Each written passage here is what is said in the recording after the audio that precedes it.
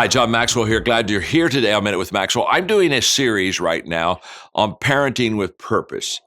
And I'm sharing, really, I've done 4 lessons already of the 5 things that we wanted our children to really have under the belt by the time they became young adults. And I've talked about attitude, responsibility, relationships, self-image. And number 5, the 5th thing that is so important is faith.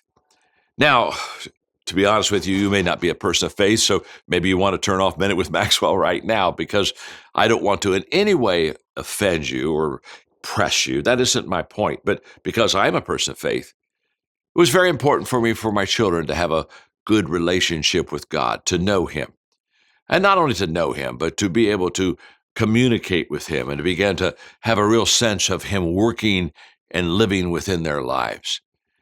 And one of the things we found in the area of faith that was so huge was that we had to be the example of that.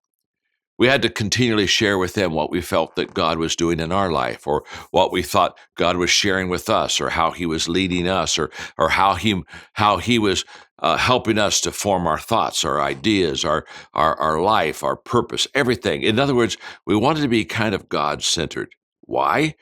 Because we wanted them to know that He is the source, because He is the source. And every good and perfect gift comes from Him.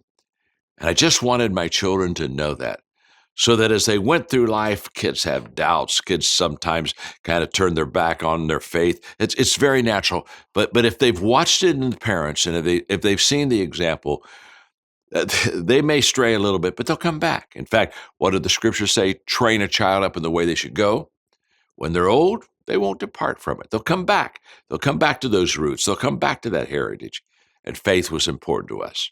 So, 5 things that helped us parent our children with purpose: attitude, relationships, self-image, responsibility, and faith.